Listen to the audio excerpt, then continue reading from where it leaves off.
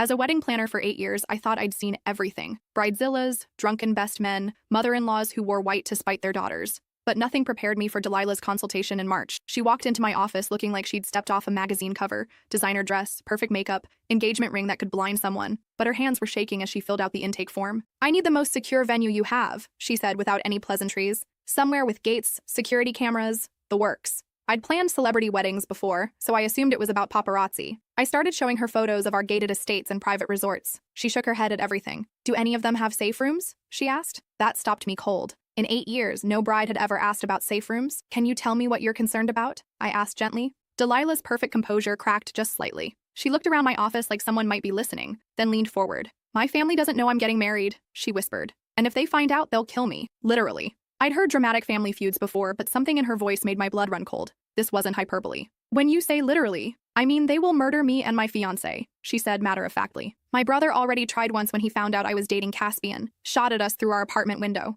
We've been in hiding for 6 months." I set down my pen. This was way beyond wedding planning territory. "Maybe you should consider postponing until things settle down." "There is no settling down," Delilah cut me off. "My family runs the Kozlov organization. You might have heard of them." I had. Everyone in this city had heard of the Kozlovs. They controlled half the underground gambling, most of the drug trade, and had a body count that made the evening news regularly. "Caspian is from the Romano family," she continued. "Our families have been at war for 3 generations. 17 people have died because of this feud. My dad told me he'd rather see me dead than married to a Romano." My mouth went dry. Romeo and Juliet was a tragedy, not a wedding inspiration. "So you want to get married in secret?" I asked. "Not secret. Public. Very public." Her eyes had a strange gleam. "I want the biggest, most elaborate wedding this city has ever seen. I want every news station there. I want it so public that they can't make us disappear quietly." I stared at her. It was either brilliant or insane. "The Romano family will pay for everything," she said, sliding a black card across my desk. "No budget limit. But it has to be perfect, and it has to be in 6 weeks. 6 weeks is impossible for a large wedding." "It's not impossible. It's just expensive." She looked at me steadily.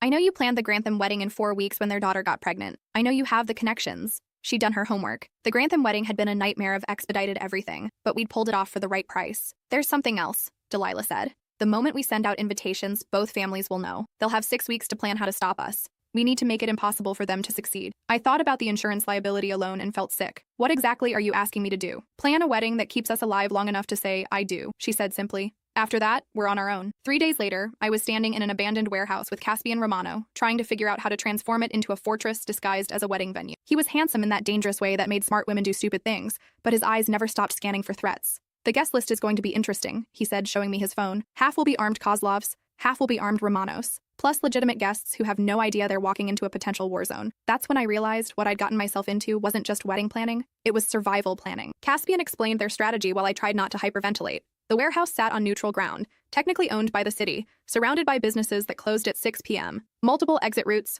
loading docks that could handle emergency vehicles, and thick concrete walls that could stop bullets. "We'll need metal detectors," I said, making notes. "Won't work," Caspian replied. "Both families have legitimate guests who carry legally. Plus, people who want to smuggle weapons past detectors know how." "Then how do we keep everyone safe?" "We don't," Delilah said, appearing beside us. "We just make sure the cost of starting a war is higher than the cost of letting us marry." The first week was a crash course in criminal family dynamics. Delilah explained how the feud started back in 1987 when her grandfather caught Caspian's grandfather skimming from their shared construction business. What should have been a civil lawsuit turned into 3 decades of bloodshed when harsh words led to a fistfight, which led to a stabbing, which led to a shooting, which led to entire families choosing sides. "My great-uncle Anatoly was the first to die," Delilah told me as we toured potential caterers. "Shot in the back while leaving church. Caspian's family claimed it was self-defense, but Anatoly was unarmed. That's when my family decided the Romanos couldn't be trusted. The revenge killing happened 6 months later. Caspian's cousin was found floating in the harbor with his throat cut. Both families blamed the other. The police couldn't prove anything, but the message was clear.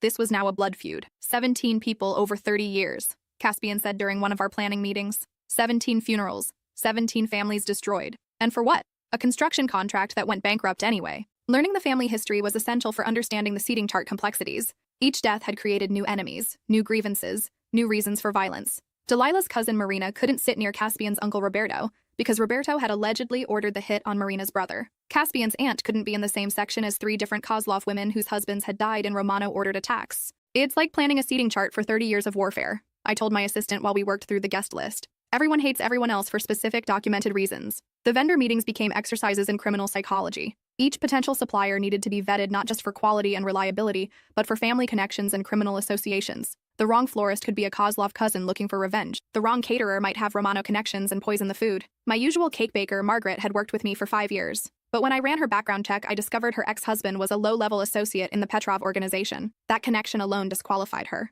I've never even met Viktor Petrov, she protested when I explained the situation. My ex-husband just ran numbers for them occasionally. Occasionally is enough, I replied. The Kozlovs would see any Petrov connection as a threat. Finding replacement vendors who were completely clean took weeks. Most bakeries, florists, and caterers in the city had some connection to one criminal organization or another, either as customers through family relationships or via protection payments. I finally located a wedding cake specialist 3 cities away who had 0 criminal connections. She charged double her normal rate plus hazard pay, but agreed to make the most elaborate 5-tier cake I'd ever commissioned. I've done celebrity weddings, she told me during our consultation, but I've never had to worry about the cake being used as cover for an assassination attempt. The dress shopping process revealed the depth of Delilah's isolation from her family. Traditional Russian weddings involve multiple generations of women helping select the gown, but Delilah's mother refused to participate. She told me I was dead to her the day I chose Caspian over family loyalty, Delilah explained as we browsed designer gowns. She won't even return my phone calls. Her grandmother, Babushka Yelena, became her only family support. At 87, she was the matriarch who'd emigrated from Russia in 1962 and watched her family build an empire through violence and fear. In old country,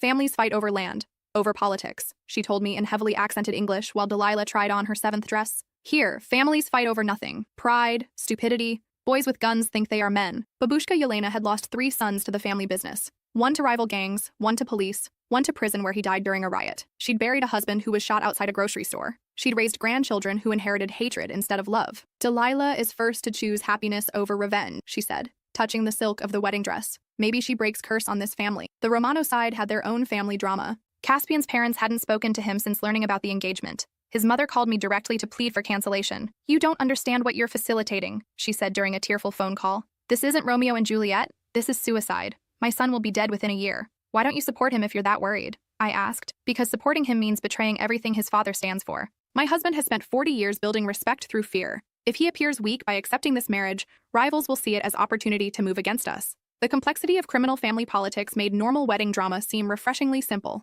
Every decision had implications beyond personal preference. The color scheme couldn't favor one family over another. The menu needed to include both Russian and Italian dishes without suggesting preference. Even the music selection required diplomatic consideration. 3 weeks into planning, I discovered the full scope of what we were dealing with. Caspian provided me with detailed intelligence reports his family had compiled on the Kozlov organization. Similarly, Delilah shared her family's surveillance information on the Romanos. Reading those files was like studying military dossiers. Each family member had detailed profiles including criminal history, known associates, weapons preferences, and psychological assessments. Both families had been preparing for final confrontation for years. My uncle Dmitri has been buying explosives for 6 months, Delilah revealed during one planning session. He's convinced the Romanos are planning to bomb our legitimate businesses. My cousin Luka installed armor plating in his car and hired ex-military bodyguards, Caspian countered. He thinks the Kozlovs are planning coordinated assassinations. Both families were armed, paranoid, and convinced the other side was planning imminent attack. Our wedding was happening at the exact moment when 30 years of tension was reaching critical mass.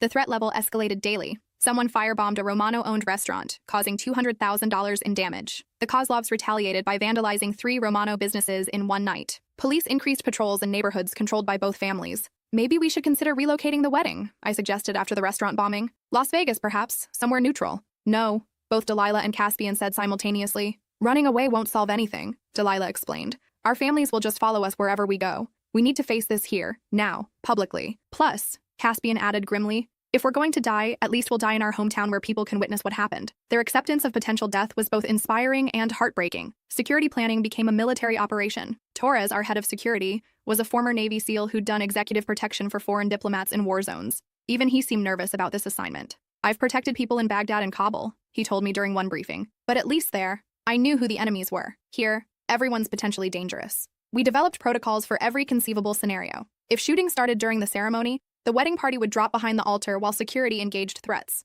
If bombs were detected, evacuation would happen through predetermined routes. If law enforcement intervened, specific team members would handle media management. What if both families start shooting at each other? I asked. We hit the floor and pray, Torres replied. At that point, it becomes urban warfare. The FBI's involvement added another layer of complexity. Agent Morrison began attending our planning meetings, though her colleagues remained undercover. She explained how federal agents would be integrated into our security without compromising their investigation. We've been trying to penetrate both organizations for years, she told me. This wedding gives us unprecedented access to leadership from both families in one location. What happens if you arrest them during the ceremony? I asked. We won't, she assured me. Federal agents will gather intelligence and evidence, but arrests will happen later. We don't want to turn your wedding into a crime scene. The reassurance didn't make me feel much better. Media management became another full-time job. Delilah wanted maximum publicity to make violence politically costly, but that meant managing reporters who sensed a major story. 3 television stations requested exclusive coverage rights. 2 newspapers wanted embedded journalists. A true crime podcaster offered 6 figures for recording rights. We need media present, but controlled, Caspian explained. Too much coverage and we look like circus performers. Too little and we lose the protection that publicity provides. We settled on pool coverage, 3 photographers, 2 video crews, and 1 print journalist who would share content with other outlets. Everyone signed agreements limiting coverage to the ceremony itself, not pre-wedding preparation or family meetings. The invitations alone required 3 weeks to coordinate. Each had to be hand-delivered to avoid interception. The wording needed diplomatic precision to avoid giving offense. The RSVP process included background checks on +1s and verification of family relationships. Half the people receiving invitations want to kill the other half, I explained to the invitation designer. Please make sure the calligraphy is absolutely perfect. 2 weeks before the wedding, the first major security breach occurred. Someone broke into my office overnight and photographed all our planning documents. Nothing was stolen, but every detail of our security arrangements had been compromised. Both families now know exactly how we're protecting the event, Torres told me grimly. We have to assume they'll plan accordingly. We spent 3 days completely revising our security protocols, changing vendors, and relocating backup plans. The cost overruns were astronomical,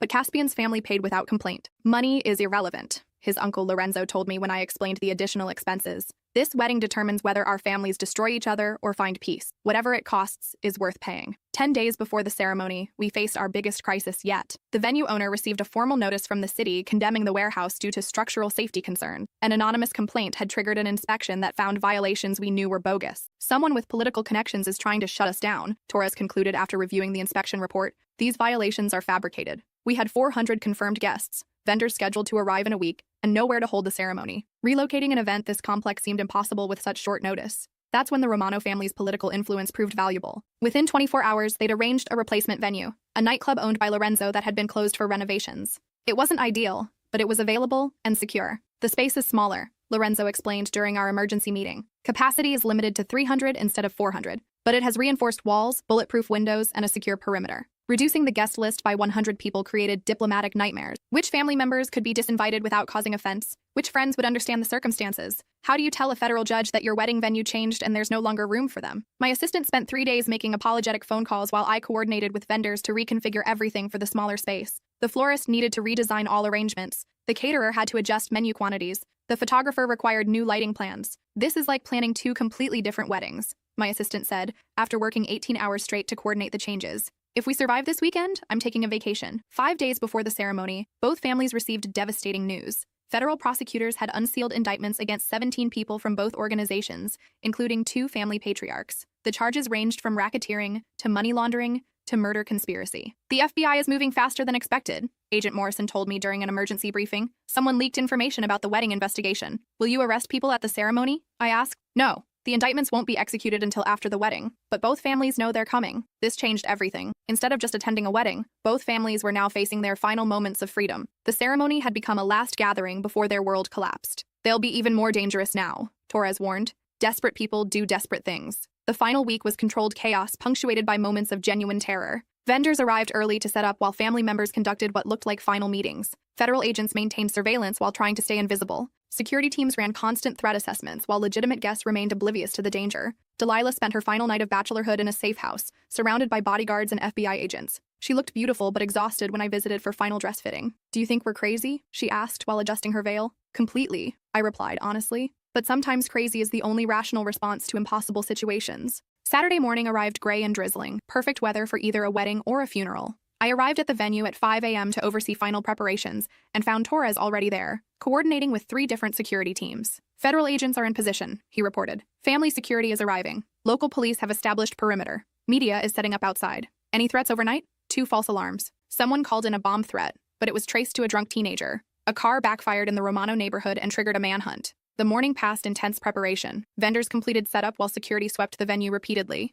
Family members arrived early, each group claiming different sections of the club and eyeing the others suspiciously. At noon, Delilah and her wedding party arrived via armored limousine. She looked radiant despite everything, or perhaps because of it. Sometimes people shine brightest when facing their greatest challenges. Caspian had spent the night in a different safe house and arrived separately with his groomsmen. When he saw Delilah, his face lit up with such genuine joy that I momentarily forgot we were planning a wedding that might become a battlefield. The guest list had indeed become a criminal convention. Federal surveillance counted license plates associated with 5 different organized crime families, 3 federal judges, 2 state senators, 4 police chiefs, and enough weapons to outfit a small army. This is either the most well-protected wedding in history or the most dangerous, Agent Morrison observed, watching the final guests arrive. At 3 p.m., the ceremony began. 400 people sat in careful segregation. Kozlovs on the left, Romanos on the right, federal agents scattered throughout, legitimate guests in the middle serving as human shields. The processional music began, and Delilah walked down the aisle past 3 decades of accumulated hatred. Her father wasn't there to give her away. He'd refused to attend.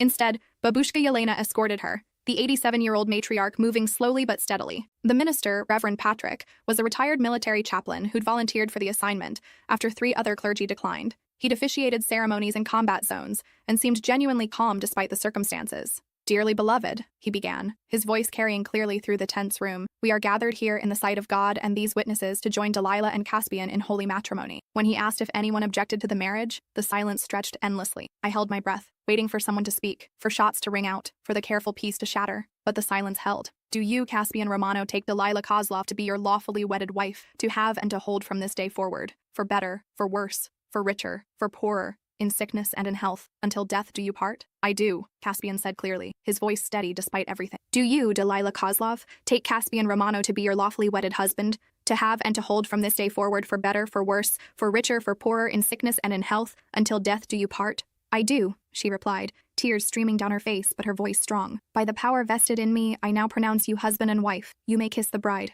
As they kissed, the room erupted in applause. Some genuine joy from friends, some polite acknowledgement from family, all relief that we'd made it through the ceremony without bloodshed. The reception began with careful diplomacy. Both families remained seated at opposite sides of the room, but the atmosphere was less hostile than expected. Perhaps the ceremony's solemnity had reminded everyone of higher purposes than revenge. The first toast came from Babushka Yelena, who stood slowly and raised her glass of vodka. "In Russia we have saying," she began in heavily accented English, "what is stronger, lion or bear? Answer is, love is stronger than both. Today, love wins." The room drank to that sentiment, even family members who disapproved of the marriage. Caspian's uncle Lorenzo offered the next toast, choosing his words carefully to honor tradition without acknowledging the criminal aspects of their conflict. "To family," he said simply, "may the next generation know more peace than the last." The real surprise came when Viktor Petrov stood to speak. As head of the 3rd criminal family present, his words carried significant weight. "I have watched 2 families destroy themselves for 30 years over pride and old grudges," he said, looking directly at both patriarchs' representatives. "Tonight, 2 young people show us another way. Perhaps it is time for all of us to choose love over hatred." His toast seemed to shift the room's energy. Conversations began between family members who hadn't spoken civilly in years. Children from both families played together while their parents maintained careful but peaceful distance. The dinner service proceeded without incident, though I noticed security personnel remained alert throughout. Federal agents circulated with recording equipment while maintaining their catering disguises. The photographer captured moments that would later serve as evidence in federal trials. Around 9 p.m., as the evening wound toward its conclusion, the inevitable happened. Someone, we never determined who, made a comment that triggered an argument between 2 family members. Within seconds, both families were on their feet, shouting in multiple languages while reaching for concealed weapons. The lights went out immediately as Torres activated emergency protocols. Emergency lighting bathed the room in red illumination, while security moved to separate potential combatants. FBI agents dropped their covers and activated communication devices. In the darkness, I heard the distinctive sound of weapons being drawn, safety catches being released, and people diving for cover. Women screamed, children cried, glass shattered as someone attempted to escape through the club's reinforced windows. 3 shots rang out. Not many, but enough to send the room into complete panic. When the main lights returned 30 seconds later, the scene was chaos, but not carnage. Overturned tables, scattered chairs, broken glass, and one man bleeding from a shoulder wound where he'd been grazed by a bullet, but nobody was dead. Torres and his team had performed perfectly, using darkness and confusion to disarm potential combatants before anyone could fire effectively. The FBI agents had maintained their positions while gathering evidence. The shots had been warning shots fired into the ceiling, not attempts at murder. "Everyone remain calm," Agent Morrison announced, dropping her catering disguise and displaying her federal badge. "FBI, nobody moves until we sort this out." The reaction was immediate and predictable. Both families demanded lawyers while federal agents began making arrests based on outstanding warrants and weapons violations discovered during the brief conflict. As handcuffs clicked on various family members, the newlyweds stood in the center of the destroyed reception venue, still in their wedding clothes, holding hands while their world transformed around them. "Did we really do it?" Delilah asked, surveying the wreckage. "We're alive and married," Caspian replied. "That's what matters." The aftermath extended far beyond that chaotic evening. FBI raids conducted over the following weeks dismantled both criminal organizations completely. Asset forfeiture seized properties worth millions. Criminal prosecutions resulted in 47 federal convictions and prison sentences totaling more than 300 years. But the violence ended permanently. Without leadership and infrastructure, remaining family members lacked the resources to continue their feud. Younger relatives used the opportunity to pursue legitimate careers. Older members were too busy with legal defense to plan revenge. The Petrov organization, having remained neutral during the wedding confrontation, actually benefited from their rival's destruction. Viktor Petrov consolidated control over territories previously contested between the Kozlovs and Romanos, though federal pressure eventually forced him to legitimize his operations as well. Delilah and Caspian spent 6 months in federal protective custody while testifying against family members who'd attempted to involve them in criminal activities. Their testimony was crucial in securing convictions against several high-ranking family members. When they were finally released from protection, they relocated to a small town in Oregon, where they opened an Italian-Russian fusion restaurant. The irony wasn't lost on anyone. Their marriage had literally ended a war and led to legitimate business collaboration between their cultures.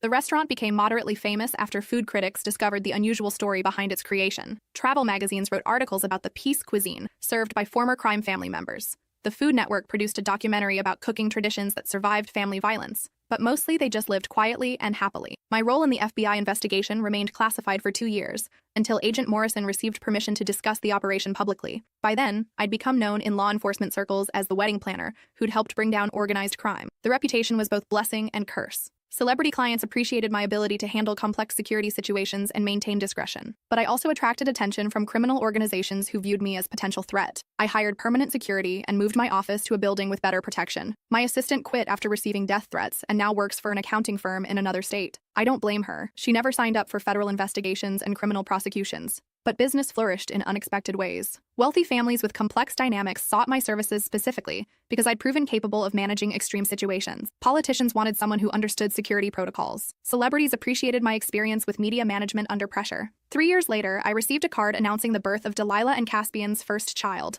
a daughter they named Hope. The symbolism was obvious, but meaningful. She'll grow up in a world without family feuds, Delilah had written. That's the best wedding gift we could have given her. The card included a photo of their restaurant's opening day, showing both sets of grandparents, those not in federal prison, helping serve customers. Former enemies working together to build something positive for their grandchild's future. 5 years after the wedding, I received another update. Caspian had been elected to the city council in their small Oregon town. Delilah was teaching art therapy to at-risk youth. Their daughter was learning to speak 3 languages, English, Russian, and Italian, from grandparents who'd once tried to kill each other. The transformation seemed miraculous until I considered what had actually happened. 2 young people had chosen love over inherited hatred. They'd risked everything to break cycles of violence that had consumed their families for decades. And they'd succeeded not through more violence, but through the radical act of public commitment to peace. Other criminal families took notice. The wedding became legend in organized crime circles. Not as cautionary tale, but as proof that different choices were possible. Several other family feuds ended through negotiated settlements rather than bloodshed. Law enforcement agencies began studying our wedding as a model for using public events to gather intelligence on criminal organizations. Agent Morrison developed training protocols based on the operation's success.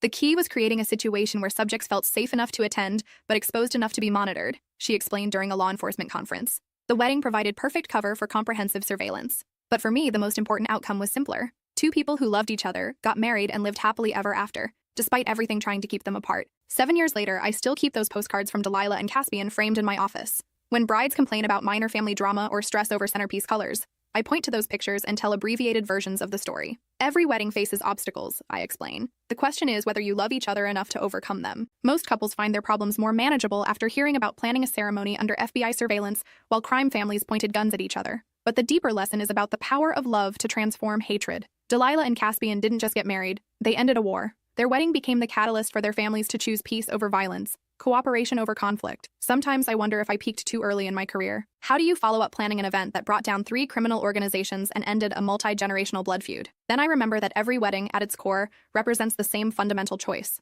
2 people deciding that love is stronger than whatever forces try to keep them apart, whether those forces are disapproving parents, financial problems, cultural differences, or armed crime families. The obstacles change, but the choice remains constant. Love or fear, peace or conflict, hope or despair. Delilah and Caspian chose love, and it changed everything. That's what real weddings are about. Not perfect flowers or flawless photographs, but imperfect people making perfect promises to face the future together. And sometimes, if you're very lucky and very brave, those promises become powerful enough to change the world. 10 years later, I received one final update from Oregon. Delilah and Caspian now owned 3 restaurants and employed several dozen people from both sides of their families. Their daughter Hope was thriving in school and planning to study international relations, inspired by her parents' example of resolving conflicts through communication rather than violence. Most remarkably, the annual family reunion now included members from both the former Kozlov and Romano organizations, along with their children and grandchildren. What had once been sworn enemies were now extended family, united by shared commitment to their children's peaceful future. The last line of Delilah's letter stayed with me. Some people inherit hatred. Others choose to inherit hope. That choice, between inheriting hatred or choosing hope, defines not just successful marriages, but successful lives. I've planned hundreds of weddings since then, each with their own challenges and complexities. But none has matched the stakes or impact of that April ceremony when two young people chose love over war and changed the course of multiple families forever. Sometimes love really can conquer all. You just have to be brave enough to let it try.